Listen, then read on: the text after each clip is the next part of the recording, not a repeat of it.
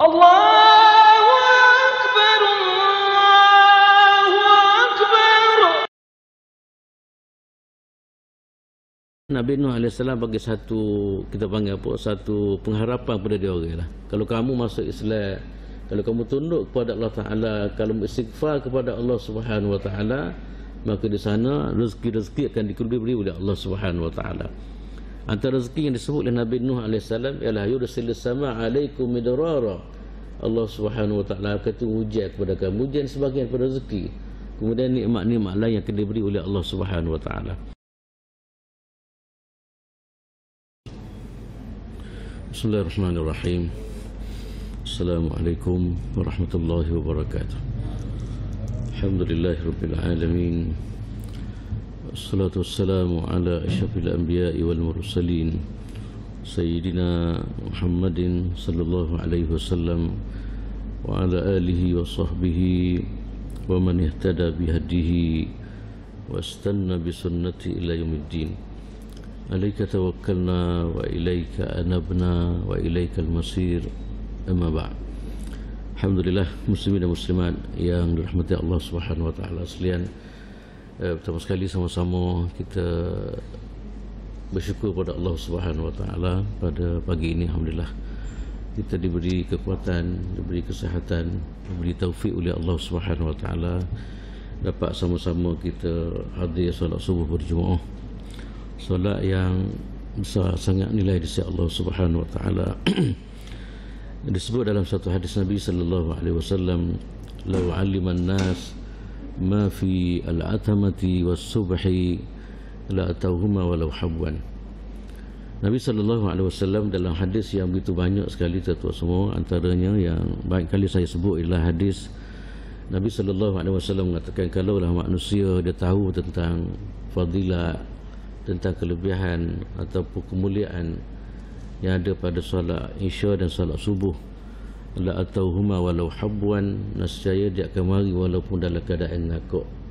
Itulah satu gambaran besar sangat nilai sampai peringkat Nabi sallallahu alaihi wasallam mengatakan bahawa kalau satu orang itu dia tahu tentang kemuliaan, kelebihan dan sebagainya, walaupun dalam keadaan dia sakit, walaupun dalam keadaan dia uzur, dia sanggup mari juga, sebab besar sangat nilai yang akan diberi oleh Allah Subhanahu Wa Ta'ala. Alhamdulillah tuan-tuan, pada pagi ini kita antara orang yang dipilih oleh Allah Subhanahu Wa Ta'ala untuk solat subuh. Kemudian kita haraplah insya-Allah nilai-nilai yang disediakan oleh Allah Subhanahu Wa Ta'ala, kita di antara orang yang diberi insya-Allah. Untuk pagi ini tuan-tuan semua, saya nak bincang satu tajuk berkaitan dengan punca rezeki. Ramai orang bincang tentang masalah rezeki, cari rezeki dan sebagainya. Kan boleh katakan gitulah. Kan boleh katakan makna semua orang ada bincang nak cari rezeki untuk meneruskan kehidupan. Cuma saya nak bincang hari ini ialah tuan-tuan semua, punca rezeki mengikut apa yang diajar oleh Allah Subhanahu Wa Ta'ala, atau punca rezeki mengikut apa yang disebut oleh Nabi sallallahu alaihi wasallam. Tuan-tuan semua, saya selalu sebut bahawa kalau kita bincang bab rezeki ini, bukan jangan hanya sekadar kita melihat dari segi kebenaran semata-mata semana difahami oleh setengah-setengah masyarakat. Masyarakat kalau punya rezeki, dia nampak benda tokoh depan dia dalam bentuk kewangan, dalam bentuk benda dan sebagainya. Tapi ya kita bicara rezeki ini lebih luas pada itulah, kemudahan-kemudahan dan kenikmatan-kenikmatan yang diberi oleh Allah Subhanahu Wa Ta'ala kepada kita, semua itu adalah dikatakan rezeki. Dalam kesempatan pada pagi ini tuan-tuan semua, saya insya-Allah saya akan bincang beberapa punca rezeki yang dibincang dalam agama, ya, insya-Allah supaya kita pakat-pakat tengok, semoga punca-punca ni kita usaha supaya kenikmatan rezeki atau sebagainya diberi oleh Allah Subhanahu Wa Ta'ala kepada kita. Yang pertama sekali tuan-tuan semua, di antara punca kita panggil atau sebab rezeki ialah apa dia ni, takwa kepada Allah Subhanahu Wa Ta'ala. Takwa ni tuan-tuan semua antara benda yang kita selalu cakap sama lah, antara benda yang selalu disebut-sebut oleh Allah Subhanahu Wa Ta'ala. Kalau kita baca Al-Quranul Karim, kita jumpa banyak ayat Quran yang Allah Ta'ala pesan supaya kita bertakwa kepada dia. Pesan ni sama ada pesan daripada Nabi sallallahu alaihi wasallam, pesan kepada orang beriman semua supaya takut kepada Allah Ta'ala. Ya ayyuhallazina amanu taqullaha haqqa tuqatih Ya wahai manusia, wahai orang beriman kepada Allah Subhanahu wa taala, takutlah kepada Allah Subhanahu wa taala sebenar-benar takut. Dan tuan-tuan, bukan hanya sekadar itulah, dalam budaya hidup kita pun Nabi nak supaya dalam pergerakan kita, suasana macam mana pun kita kena bawa takwa ini. Dalam hadis Nabi sallallahu alaihi wasallam sebut, Nabi kata ittaqillah haitsu ma kun, takutlah kepada Allah Subhanahu wa taala di mana saja kamu berada. Mana-mana saja kita berada, maka kita diajar supaya hiasi hidup kita dengan takwa kepada Allah Subhanahu wa taala. Di mana takwa ni kembali pada tajuk kita tuan-tuan semua. Allah Taala sebut dalam Quran. Sebab apa sebenarnya Allah Taala pesan sangat supaya kita bertakwa ni? Banyak benda lah. Antaranya kaitan dengan apa yang kita bincang pagi ni adalah takwa adalah punca pada rezeki. Wa may yattaqillaha yaj'al lahu makhraja wa yarzuqhu min haitsu la yahtasib. Dan layaknya Allah Subhanahu wa taala sebut, maknanya siapa-siapa yang takut kepada Allah Subhanahu wa taala, Allah Subhanahu wa taala akan mengeluarkan dia daripada kesempitan, kesusahan, dan selagi adalah Allah Subhanahu wa taala akan kurnia rezeki kepada dia. Kalau mengikut apa yang disebut oleh Ibnu Katsir rahimahullah taala, apabila dia sebut ayat ini, dah huraian kata dia, yarzuquhu min jihatin la takhtur bibalin. Di mana takwa ni, apabila orang itu memiliki takwa dalam kehidupan dia, tuan-tuan semua, dalam ayat ini disebut dua perkara. Yang pertama sekali adalah Allah Ta'ala akan mengeluarkan daripada segala kesempitan ataupun kesusahan. Yang kedua ialah Allah Ta'ala akan bagi rezeki tanpa suka-suka. Antara riwayat yang disebut oleh ulama-ulama tafsir, tuan-tuan semua, bagaimana Allah Subhanahu wa taala diberi kelepasan ataupun mengeluarkan manusia daripada kesempitan kepada dia ni, kepada kesenangan ke apa semua, atau bagi rezeki melalui takwa kepada Allah Ta'ala ni. Ada satu riwayat daripada satu orang sahabat, nama dia Auf bin Malik al-Ashja'i radhiyallahu ta'ala. Auf bin Malik ni tuan-tuan semua, satu masa dia jumpa dengan Nabi sallallahu alaihi wasallam. Dia cerita masalah yang dia hadapi. Dua perkara masalah apa yang dia hadapi, di antara tuan-tuan semua dia kata dia, pertama sekali ialah anak dia telah ditawan oleh musuh. Rasulullah kata dia anak dia ditawan oleh musuh. Yang kedua pula memang derita sangat mak dia. Memang gitulah dalam kehidupan kita. Anak ni tak ada lah orang derita kadang-kadang. Apabila anak susah ke apa semua, antara orang yang derita adalah mak yang paling kuat, paling teruk sekali. Maka dalam peristiwa ni tuan-tuan semua, dia pergi jumpa Nabi sallallahu alaihi wasallam kerana keadaan gitulah. Anak dia kena igat, anak dia ditawan oleh musuh. Yang kedua pula ialah mak dia ni, dalam mak kepada anak ni dalam keadaan derita sangatlah, sebab anak dalam keadaan gitu tuan-tuan semua. Maka dia pergi jumpa Nabi sallallahu alaihi wasallam. Ya Rasulullah, kata dia, fima ta'muruni ya Allah, kami sekarang dalam keadaan masalah gini. Rasulullah, apa yang kamu boleh cerita kepada kami untuk menyelesaikan masalah? Dia pergi jumpa Nabi sallallahu alaihi wasallam, takut-takut di sana ada penyelesaian untuk menyelesaikan apa yang dia hadapi. Pertama sekali, anak dia kena tangkap. Yang kedua pula ialah mak kepada anak dalam keadaan derita sungguh. Fima, dalam riwayat mengatakan fima ta'muruni ya Rasulullah, apa yang kamu nak suruh aku, kata dia. Apa dia yang boleh jadi tip ataupun kunci lah untuk menyelesaikan masalah kami ini? Maka dijawab oleh Nabi sallallahu alaihi wasallam. Nabi kata, amuruka wa iyyaha an tukthiru min qawli la ilaha illallah la hawla wala quwwata illa billah. Nabi SAW pesan dia lah, antara sifat orang takwa kepada Allah Ta'ala ni adalah orang serah diri pada Tuhan. Nabi kata gini, Nabi kata, amuruka, Nabi kata, wa iyyaha, aku perintah kepada kamu dan kepada isteri kamu, iaitu mak kepada budak ni, kepada antukthiru, perbanyakkan sebut la haula wala quwwata illa billah. La haula wala quwwata illa billah. Ini tuan semua, kalau kalimah adalah kalimah maknanya menunjuk kepada orang takwa ataupun orang serah diri, orang bergantung kepada Allah Subhanahu wa taala. La haula wala quwwata illa billah. Nabi kata perbanyakkanlah sebut la haula wala quwwata illa billah. Cuma Melayu kita ni dia masa kilat ayat dia sebut kalimah ni, kalau nak bunyi kilat sikit la haula, bagus dah tu. Ya, tapi dia bukan hanya sekadar kilat lah. Ya, atau peti ke apa semua, tetapi tuan-tuan semua ini antara amalan yang diminta supaya diperbanyakkan. Maka tuan-tuan semua, kalau mengikut riwayat mengatakan duk tak lama lepas tu Allah Ta'ala apa yang dia hadapi tadi, maknanya tiba-tiba selesai. Anak dia terlepas daripada musuh, kemudian mak dia pun dalam keadaan apa dia ni suka sangat dengan kebebasan atau bebasnya ada tadi. Ini semua tentu semua adalah punca daripada Allah Subhanahu Wa Taala, ataupun disebut sebagai adalah antaranya takwa itu sendiri. Sebab tu saja ni kita kata dua perkara makhraja. Yang pertama sekali takwa kepada Allah Subhanahu Wa Taala, dan Tuhan buka apa dia ni, Tuhan buka, terbebaskan daripada kesempitan ataupun kesusahan. Yang kedua ialah Allah Subhanahu Wa Taala bagi rezeki. Itulah tuan-tuan semua cara ringkas yang saya nak sebut dalam bentuk poin pada pagi ini. Maknanya itulah tuan-tuan semua yang kita diajar semua, yang kita diminta supaya jaga takwa kepada Allah Ta'ala, sebenarnya bukan untuk benda biasa. Rupanya diberi pulangan dalam kita mengurus kehidupan kita, dan antaranya ialah punca kepada rezeki yang akan diberi oleh Allah Subhanahu Wa Taala. Kemudian yang kedua pula tuan-tuan semua ialah kita panggil apa dia? Kita panggil istighfar. Ya, perbanyakkan istighfar kepada Allah Subhanahu Wa Taala. Kadang-kadang kita mikir apa kait dengan rezeki, istighfar kan. Rezeki nak cari bagi apa semua kan. Tiba-tiba, tapi tuan-tuan, inilah kita panggil apa dia, apa yang Tuhan sebut dalam Quran. Kan?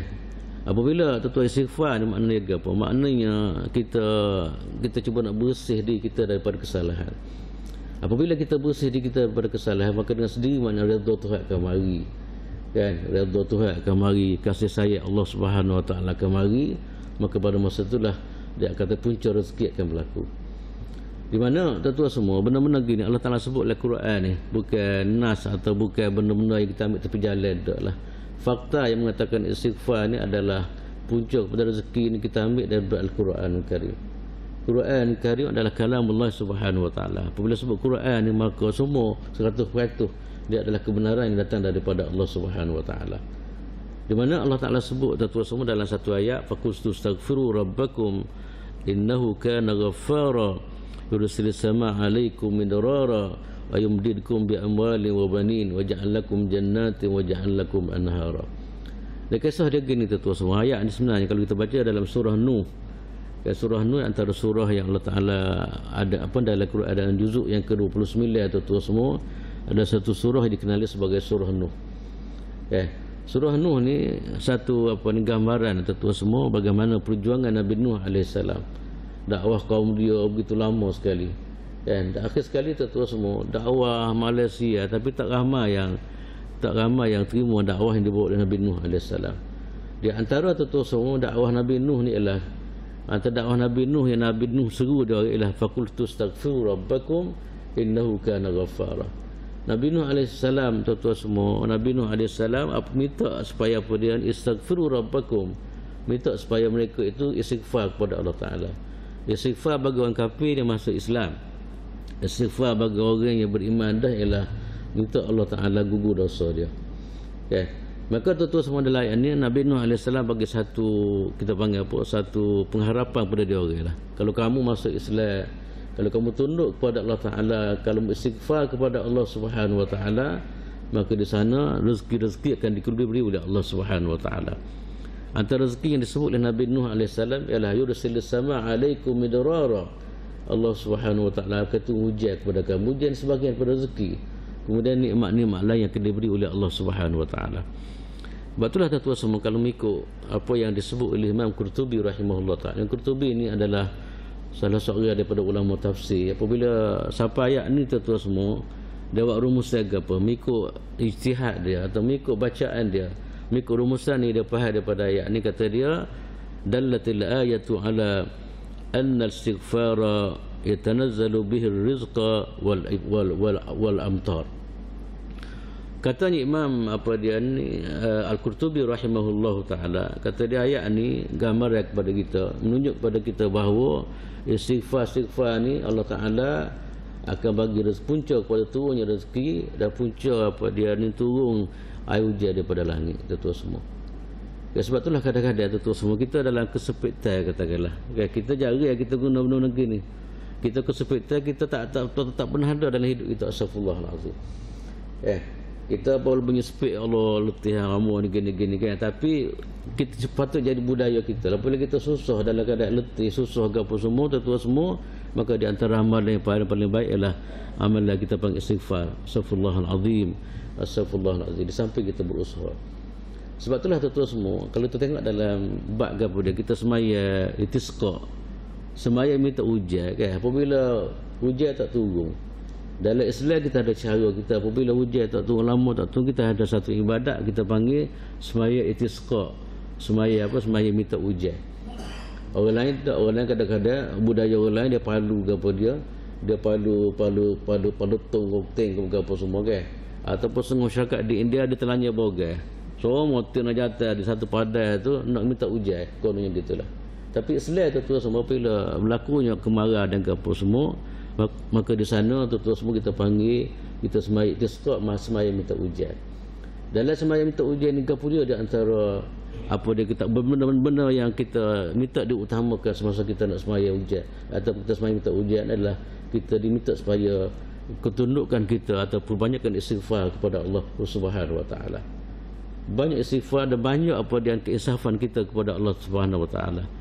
Sebab itulah kalau ikut riwayat mengatakan tuan-tuan semua, ada satu masa kata dia kharaja Umar ila al-istisqa falam yazid ala an yaqula astaghfir summa ansara apa dia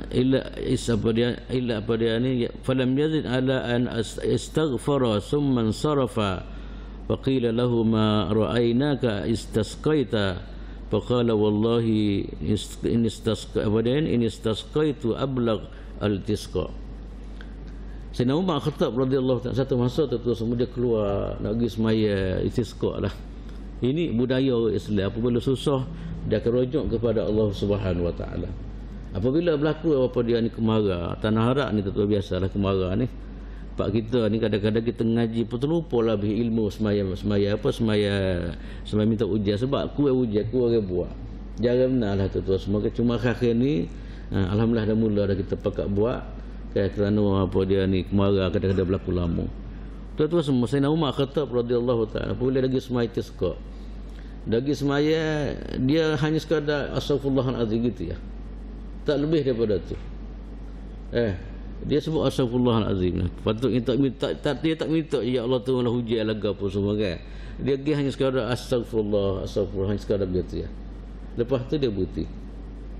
Orang apabila tengok gitu, mana Sayyidina Umar tak minta hujan pun, mari dia istighfar kata dia. Kalau mari minta je patut ya Allah, Allahumma arisna, ya Allah turunlah hujan.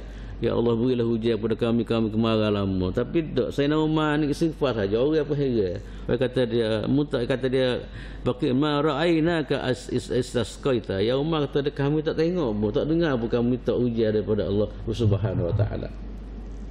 Sayyidina Umar kata aku istighfar padai dah. Sayyidina Umar kata padai tu apa istighfar tu adalah puncak, tu adalah dia panggil minta hujan yang paling besar sekali. Kata Sayyidina Umar Khattab radhiyallahu taala.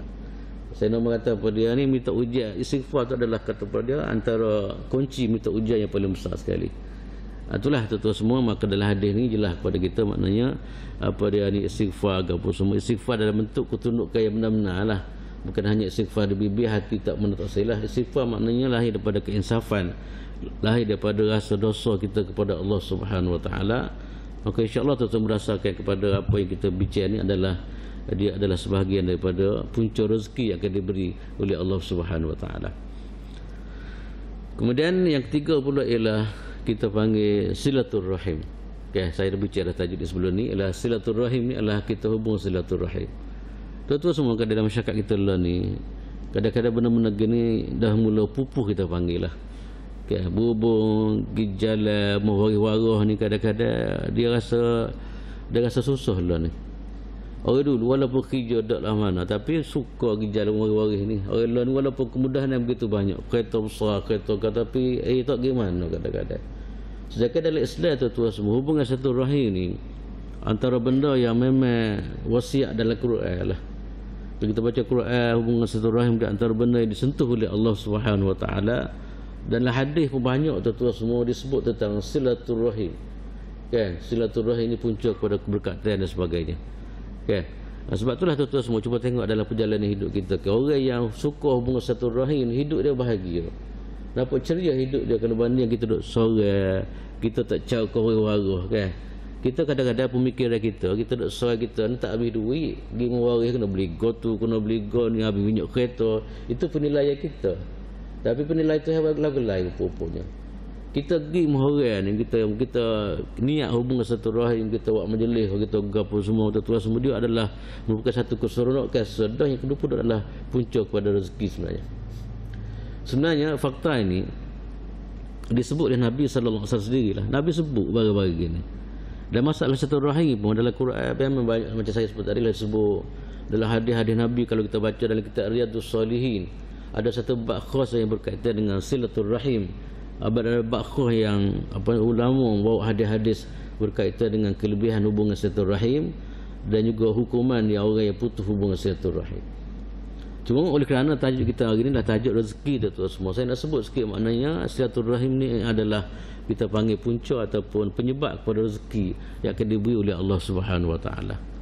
Ya, kita harap sangatlah supaya tu semua, walaupun benar ini bukan hanya sekadar fakta lah, kita pakai usaha supaya kita boleh bina benar-benar dalam kehidupan, supaya kita ajar anak-anak.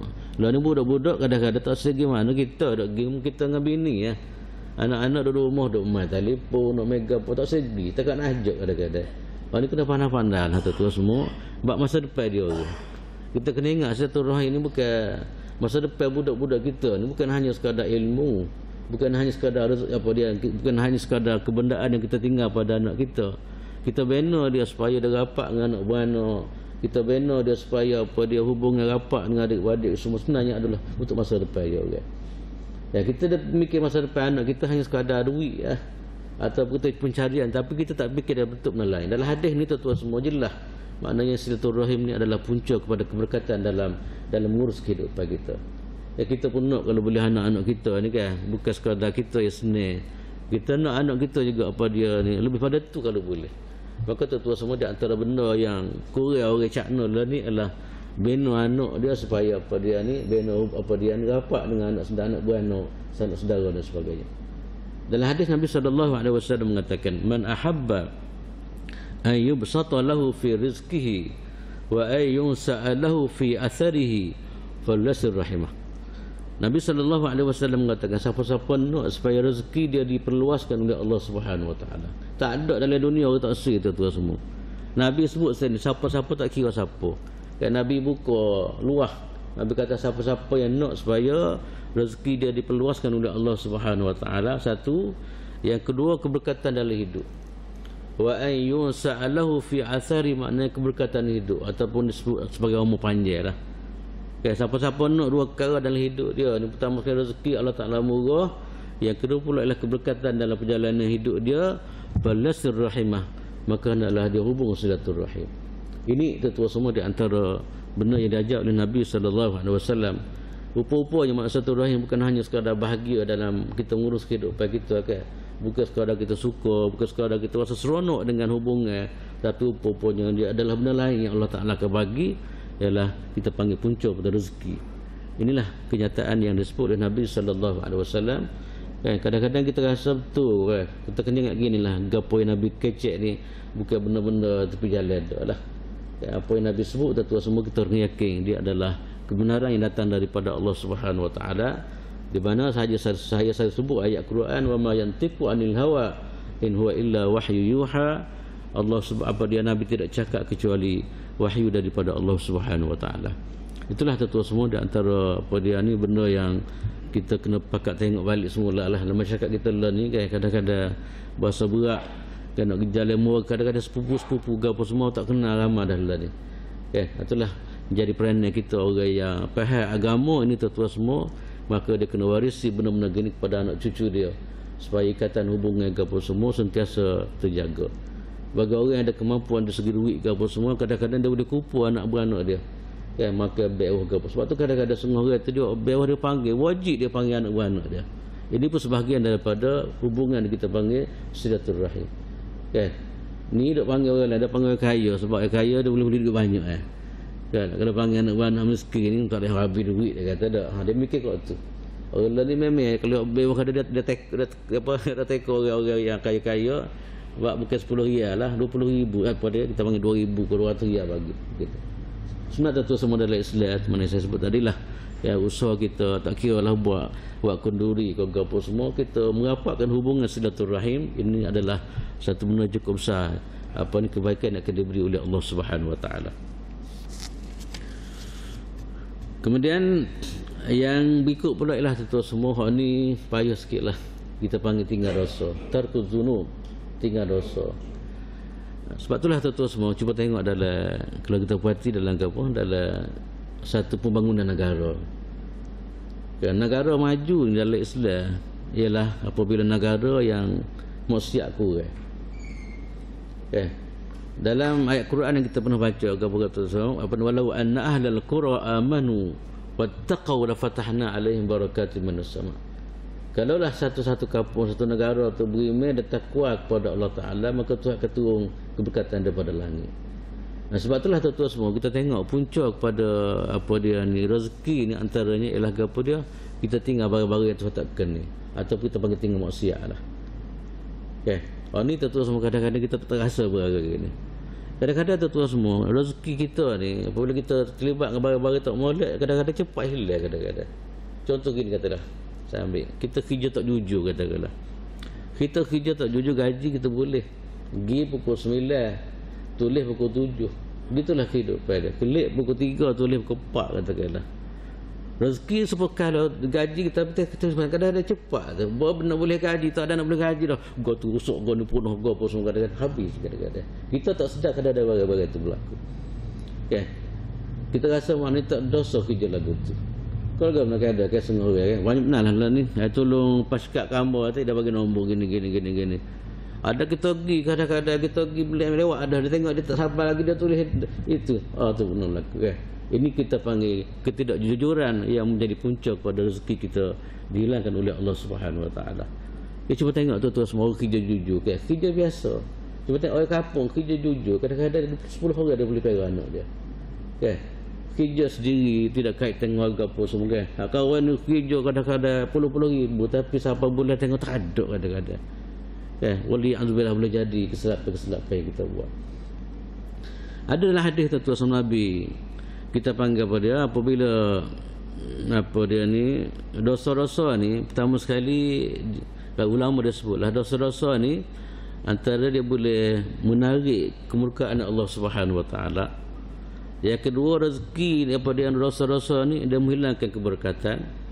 Yang ketiga, dosa ni adalah dia menghilangkan rezeki daripada kita.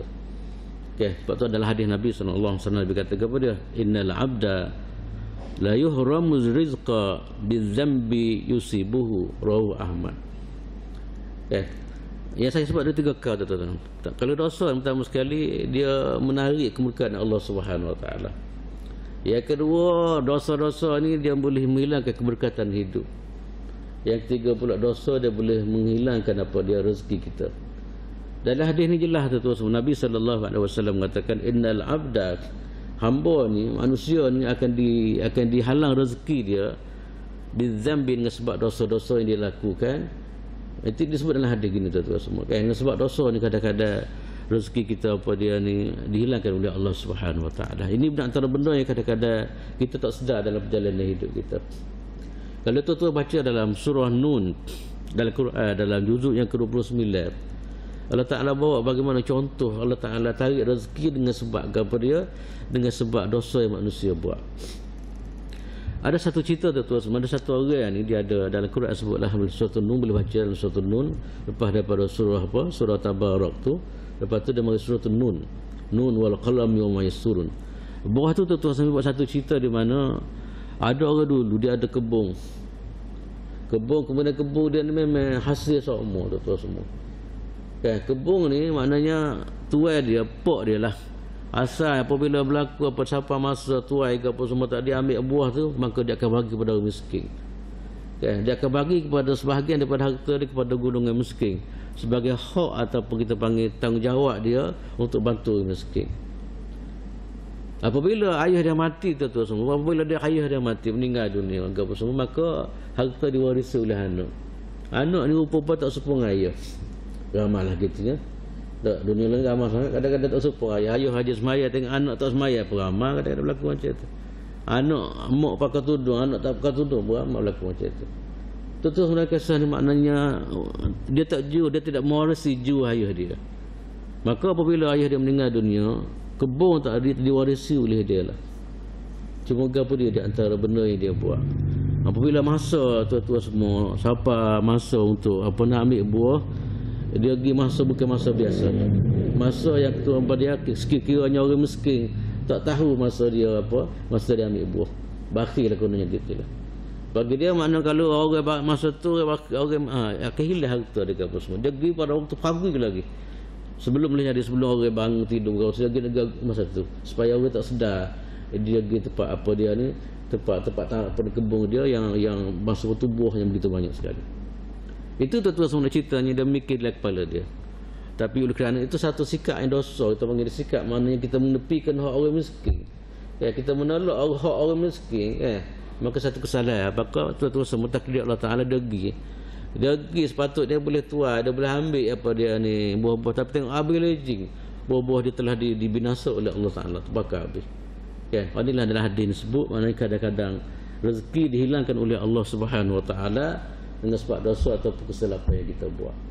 Itulah tuan-tuan semua, kalau tengok daripada hadis ni maknanya dalam fakta ni punca rezeki ni adalah sejauh mana kita jauh daripada dosa, sejauh mana kita mengelak diri kita daripada dosa, maka insya-Allah di sana punca rezeki akan diberi oleh Allah Subhanahu Wa Ta'ala.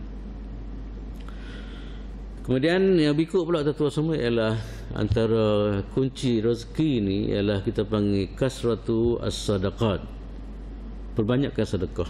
Ini barang-barang tak tali dengan pemikiran kita berlaku. Tak, pemikiran kita kalau beri ke orang kau tak ada kau lagu mana kan. Tapi dalam Islam dia bukan kata begitu dah. Sebab tu maknanya dalam Islam mengatakan bahawa apa dia ni punca rezeki adalah kita banyak sedekah. Waktu sungguh-sungguh jadi amalan dia. Kalau masa dia susah tu dia bagi kat suka kau orang. Itu jadi amalan dia. Sebab dia faham daripada fakta ni lah tuan-tuan semua, kita beri tu insya-Allah Allah semua tak akan ganti kepada kita. Ini tuan-tuan semua dijanji oleh Tuhan Allah. Tuhan sebut dalam Quran apa dia? Wa ma anfaqtum min syai'in fa huwa yukhlifu wa huwa khairur raziqin. Apa yang kamu belajar tak kira lah belanja sikit banyak kau Tuhan akan ganti. Ini janji daripada Allah Subhanahu Wa Ta'ala. Cuma ganti lagu mana tu ulama dia bahas panjang lah. Antara pembahasan di kalangan ulama tu Tuhan ganti ni kadang-kadang ganti dalam bentuk Tuhan bagi pahala. Kadang-kadang Tuhan bagi dalam bentuk sama dengan apa yang kita bagi. Kadang-kadang Tuhan bagi lebih pada tu lagi kadang-kadang. Atau satu lagi ialah yu'awwidu bis-sihhah, dalam riwayat mengatakan Allah Ta'ala apa dia ni ganti dengan kesihatan. Kesihatan rezeki besar. Tamu-tamu kita lah ni kita boleh tahu sangat kita orang tua ni kalau boleh tak ada menelai, kalau kita nak sihat tak apa dah bagi kita. Kalau bagaimana?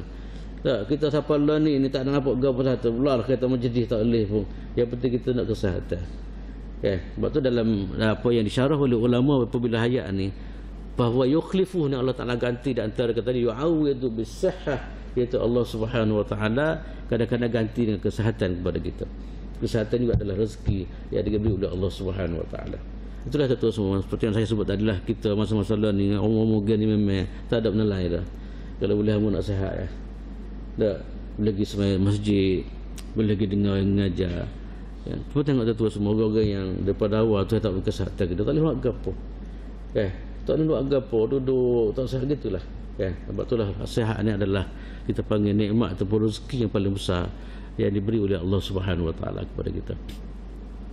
Sebab tu dalam hadis yang saya pernah ajar sebelum doa apa ni, Allahumma rizukna apa dia ni, ya Allah bagilah kesihatan kepada kami. Banyak di antara siri-siri yang kita baca sebelum ni kita bincang, antaranya ialah kita minta Allah SWT ialah minta supaya Allah Ta'ala beri kesihatan kepada kita. Kemudian dalam hadis lain Nabi SAW mengatakan, Nabi kata, dan hadis ni selalu kita dengar lah, setiap pagi malaikat akan doa kepada kita, Allahumma a'ti munfiqan khalafa, ya Allah bagi gantilah kepada orang yang infak. Ini tuan-tuan semua setiap hari dalam hadis yang sahih Nabi SAW mengatakan setiap pagi malaikat akan doa kepada orang yang infak. Ini adalah ganti ke dia, sihat ke dia, sihat ke dia, kau ganti ke dia dan sebagainya. Sebab tu orang nega dia ambil ni lah. Pagi-pagi dia start dah dengan derma apa semua supaya agak-agak sangat apa mana yang dijanji oleh Nabi SAW, dia akan didoa oleh para malaikat. Allahumma a'ti munfikan khalafa, ya Allah pada dia bagi gantilah kepada orang-orang yang bagi infak kita dia dalam kebaikan. Cuma tuan-tuan semua, saya nak sebut sini maknanya kalau sebut infak ke apa semua, jangan kita mikir banyak kan. Sikit pun tak apa, itu berasal kepada kemampuan yang ada pada kita. Orang Melayu kita ni, hamba tak ada duit lah, hamba tak kerja, okay, dia kata gitu. Oh, dia mau tak apalah duit banyak. Sebenarnya infak ni dia tak kira banyak sikit. Pertama sekali keikhlasan. Kan, banyak kali ikhlas lebih baik. Kan. Kita kadang-kadang satu orang yang pendapatan dia kata kelas 100 riyal sebulan, dia bagi 5 sen lebih besar daripada orang dapat 1 juta sebulan kemudian 1 riyal katakanlah. Kalau ke mana kan? Orang dapat 1 juta sebulan, tiba-tiba dia derma satu hari 1 riyal katakanlah. Kawan ni 10 riyal sebulan gaji, tiba-tiba dia derma 5 sen. Maka dia seginilah 5 sen lebih besar daripada tu lagi. Nah, betul lah tuan-tuan semua nak ceritanya. Dalam Islam ni tak kira lah. Yang penting makna semangat infak itu adalah semangat yang akan dinilai oleh Allah Subhanahu Wa Taala. Kemudian yang berikut pula tuan-tuan semua ialah yang keenam, kita panggil al-mutaba'atu bainal haji wal umrah. Dia selang antara haji dan umrah. Dia pergi haji, lepas tu pergi umrah pula, ataupun pergi umrah ataupun pergi haji pula. Kalau Tuhan bagi rezeki dia. Okay. Maknanya gapo tuan-tuan semua? Kadang-kadang maknanya dia diselang lagi. Selang ni sama ada gapo, sama ada dia pergi katakanlah dia pergi haji dulu, pergi umrah dulu ataupun sebagainya. Okey. Rupa pun ada hadis Nabi sallallahu alaihi wasallam dalam bab apa dia ni selang-seli pergi umrah ni ataupun mengiringi pergi umrah lepas tu pergi haji, lepas tu pergi haji ke umrah. Cuma dalam syarah hadis ni tuan-tuan semua yang saya akan baca lepas ni tak semestinya tahun depan tahun ni taklah. Boleh jadi mak kita pergi dah sebelum ni kita pergi pula umrah ataupun sebagainya. Gapo dalam hadis sebut Nabi kata tabi'u bainal haji wal umrati fa innahuma yanfiyani al faqr wal dhunuba. Hadis ni riwayat Imam apa dia Tirmizi. Okey, hadis ni kalau mengikut apa yang dibincang ulama adalah hadis yang boleh diterima lah. Nabi sallallahu alaihi wasallam mengatakan tabi'u, ikutilah apa di antara haji dan umrah. Maknanya kita kalau boleh kita ada kemampuan lah pergi haji lepas tu pergi umrah pula lepas tu, atau pergi umrah lepas pergi haji pula. Kan, cuma dalam syarah hadis ni kata dia tak semestinya berepek lah. Kadang-kadang kita pergi lama, kita pergi pula gitu. Yang penting proses tu berlaku. Dalam hadis Nabi kata tabi'u bainal haji wal umrati, iringilah haji dan umrah. Di antara haji dan umrah Nabi kata sebab apa? Fa innahuma yanfiyani al-faqr wadh-dhunub. Kerana keduanya dia boleh menghilangkan kefakiran, dia boleh menghilangkan dosa. Maknanya rezeki akan bagi kita, kemudian yang kedua pula apa ni dosa-dosa kita akan dihapus oleh Allah Subhanahu Wa Taala. Ini tuan-tuan semua ni kelebihan bagi orang yang ada harta lah. Ya. Tapi janganlah sedih bagi kata hamba ni tak ada. Kita guna kaedah lain, banyak lagi kaedah lain yang apa yang Allah Taala sediakan. Kemudian yang ketujuh tuan-tuan semua ialah dipanggil an-nikah bugyatul afaf. Dia kahwin nak jaga diri dia. Okay. Kadang-kadang semua orang tu memang nak kahwin sangat. Okay. Dia kahwin terasa memang dia kata kalau tak kahwin masalah dia ni. Dia kahwin untuk jaga diri. Sebab biasa perkahwinan dalam Islam tuan-tuan semua dia boleh lebih kepada menjaga diri kita lah. Jaga daripada terlibat dengan barang maksiat ke apa semua. Okay. Kahwin ni dia kahwin memang dia niat begitulah. Nak jaga diri dia pada terjebak dengan benda-benda tidak molek. Orang-orang yang ada hasrat gini tuan-tuan semua, Tuhan akan jaga rezeki dia. Orang-orang yang kahwin dan hasrat dia memang nak jaga diri dia, insya-Allah Allah tak akan bantu dia. Kan? Lepas tu kadang-kadang nak kahwin lagu mana lah, kita duit tak ada kadang-kadang. Kita tok tu semua kadang-kadang kan. Memang kena cari duit. Tapi nak siapa milioner nak kahwin ke saya tak kena lah kan gitu dah. Maknanya rupa-rupa yang tuan-tuan semua, kalau kita niat molek kahwin nak jaga diri kita ni, dalam hadis Nabi sallallahu alaihi wasallam mengatakan dia adalah puncak kepada rezeki rupa-rupanya. Ini disebut oleh Nabi sallallahu alaihi wasallam. Nabi kata salasatun haqqun 'alallahi 'aunuhum al-mujahidu fi sabilillah wal mukatabu alladhi yuridul ada wan nakihu alladhi yuridul afaf. Nabi kata ada 3 golongan manusia yang Allah Taala akan tolong dia. Cuba tengok siapa orang ni. Ada 3 jenis golongan manusia Allah Taala akan bantu, dia akan tolong dia. Kan? Tolong di antara ialah rezeki, tolong di antara kemudahan, tolong antara ialah apa dia ni dapat apa dia mengurus kehidupan dengan baik dan sebagainya. Siapa 3 orang ni betul semua? Yang pertama sekali kata Nabi sallallahu alaihi wasallam ialah al-mujahidu fi sabilillah, iaitu orang mujahid di jalan Allah Subhanahu Wa Taala. Cuba tengok dalam sejarah tuan-tuan semua, sejarah Islam lah. Pembuat sahabat ni kalau lepas daripada Nabi tak ada ke berlaku kaya, ramai di kalangan dia orang kaya. Antara kekayaan dia lah hasil daripada jihad fi sabilillah. Yang kedua pula ialah wal mukatabul ladzi yuridul ada. Yang kedua ialah orang hamba yang nak pembebasan. Ada jenis hamba dipanggil hamba mukatab. Hamba dia banyak jenis. Mukatab ni hamba yang Tuhan dia kata kamu boleh merdeka tapi dengan syarat kamu kena bayar. Ada setengah-setengah daripada ada apa dipanggil apa dia ni itulah ketua dia ataupun bos lah, ataupun kita panggil tuan dia lah. Ramai dulu maknanya ada jenis-jenis tuan kata boleh kamu nak deka diri tapi dengan syarat kamu kena bagi habuan tapi kena bayar. Lepas tu kita panggil hamba mukatab. Istilah dalam Islam kita panggil mukatab. Mukatab ni kalau dia memang dia usaha apa dia ni nak cari rezeki untuk membebaskan diri dia, Tuhan akan bantu diri dia. Tuhan kata mu cari, mu kena bayar kat aku boleh. Maka usaha dia tu insya-Allah Allah Taala akan mudah untuk dapat rezeki. Yang ketiga yang kaitan tajuk kita adalah an-nakihul ladzi yuridul afaf. Yang ketiga adalah orang yang kahwin dan nak kepada nak jaga diri dia. Hamba ni kena kahwin juga lagu mana pun. Walaupun hamba ni rezeki taklah mana sebab hamba nak jaga diri hamba. Kalau tak kahwin boleh jadi ada masalah besar dalam perjalanan hidup kami ke apa semua Maka dia ni molek tu insya-Allah dia kahwin punca rezeki kan mari.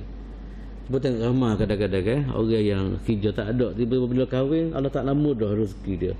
Allah Taala permudahkan apa dia ni kemudahan hidup dan sebagainya. Ini tuan-tuan semua dijanji oleh Nabi sallallahu alaihi wasallam.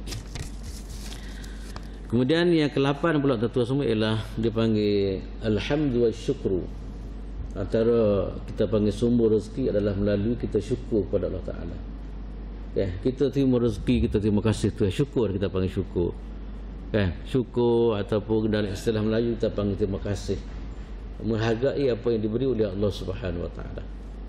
Allah Tuhan Subhanahu Wa Ta'ala buat satu kenyataan dalam Quran. Tuhan buat istihar, kita panggil wa in ta'azzana rabbukum la in syakartum la azidannakum wa la in kafartum inna azabi lasyadid. Tuhan istihar dalam Quran. Wa in ta'azzana rabbukum, sebenarnya ayat ini kaitan dengan Nabi Musa AS. Nabi Musa sebut kepada kepada kaum dia Bani Israel, wahai Bani Israel, wa iz ta'azzana rabbukum, Tuhan ada istihar kepada kamu semua. Gapo Tuhan istihar? La in syakartum la azidannakum, kalau kamu syukur kepada Allah Subhanahu Wa Ta'ala, Allah Ta'ala akan tambah rezeki. Cuba tengok tu semua dalam perjalanan hidup orang-orang yang keluar zakat. Keluar zakat ni sebahagian daripada kita panggil orang yang mensyukuri nikmat Tuhan. Baik keluar zakat ke, orang kerja, orang ada syarikat ke apa, dia keluar zakat tu semua kan. Keluar zakat ni sebahagian daripada bentuk kita panggil syukur pada nikmat Allah Ta'ala. Cuba tengok orang keluar zakat, kadang-kadang penambahan rezeki banyak sekali. Saya tengok orang Arab kadang-kadang tu sekali keluar zakat juta-juta kadang-kadang, tapi syarikat dia tak rugi pun. Syarikat dia makin berkembang, makin bertambah apa dia maju dan sebagainya. Macam saya sebut tadi, kalau kita mikir bodoh-bodoh kita maju lagu mana habis kok 100 juta. Tapi rupa-rupa yang tua semua dalam Tuhan sebut dah, Tuhan kata wa in ta'adzana, Tuhan istihar. Satu pun istihar dalam Quran yang boleh kita baca semua. Dan daripada sampai sekarang sampai kiamat ayat ni dibaca, wa in ta'azzana rabbukum, Tuhan telah keluarkan satu kenyataan, satu pun istiharan. Terraja dia panggil apa? Dia panggil apa tu? Pengistiharan ke, satu pengistiharan besar-besar ke, maknanya ginilah sebenarnya. Kalau mamak kalau sendiri istihar tu kita kata ya Allah kau ni jadi kita gitu tiba-tiba ada orang tepi jalan tu istihar, kita pun mari betul kau atau sebagainya. Tuhan sendiri istihar. Wa in ta'azzana rabbukum la in syakartum la azidannakum wa la in kafartum inna azabi lasyadid. Tuhan istihar lagi mana kalau kamu syukur pada Tuhan, Tuhan akan ganti, dan kalau kamu tidak syukur Tuhan akan kuat rezeki kamu. Kemudian yang ke-9 tuan-tuan semua ialah kita panggil tawakal ala Allah Subhanahu Wa Ta'ala. Tawakal lah. Tawakal kita panggil. Istilah Melayu kita panggil tawakal. Itu tulis suku Tawakal. Arab panggil tawakal, Melayu panggil tawakal. Tawakal maknanya kita serah lah. Sebab itulah kita selalu bicara semua hidup kita ni tuan-tuan semua, kita sebenarnya kejayaan kita semua daripada Tuhan belaka. Kita hanya sekadar merancang, kita hanya sekadar usaha tapi yang menentukan adalah Allah Subhanahu Wa Ta'ala. Dalam Quran banyak kadang-kadang kita dengar cerita di kalangan para anbiya alaihi wassalatu wassalam. Lepas daripada usaha kemudian dia serah pada Tuhan. Contohnya Nabi Hud alaihi salam, Nabi Nuh kan, inni tawakkaltu 'ala Allahi rabbi wa rabbikum mimma min dabbatin illa huwa akhidhun bi nasiyatiha inna rabbi ala siratin mustaqim. Kalau kita baca dalam kisah dalam surah Hud tuan semua buat cerita tentang Nabi Nuh alaihi salam. Kan last kali tuan semua apa dia doa, inni tawakkaltu 'ala Allah. Saya tawakal kepada Allah Taala. Serah pada Tuhan. Ayat ni kalau mengikut apa yang saya dengar daripada guru saya dulu kan, Hasan Idris, masa tu saya dengar dengan dia. Dia kata dulu dia baca ayat ni, dia letak kenderaan dia tu, dia apa, dia buat garisan, dia pusing kan. Ayat ni sebagai dia panggil apa, dia panggil sebagai pelindung lah, pelindung daripada hilang ke apa semua. Mana kita serah pada Tuhan. Inni tawakkaltu 'ala Allahi rabbi wa rabbikum ma min dabbatin illa hu akhidhun bi nasiyatiha inna rabbi ala siratin mustaqim. Kan dia orang dulu dia pakai ayat-ayat gini-gini lah. Ya.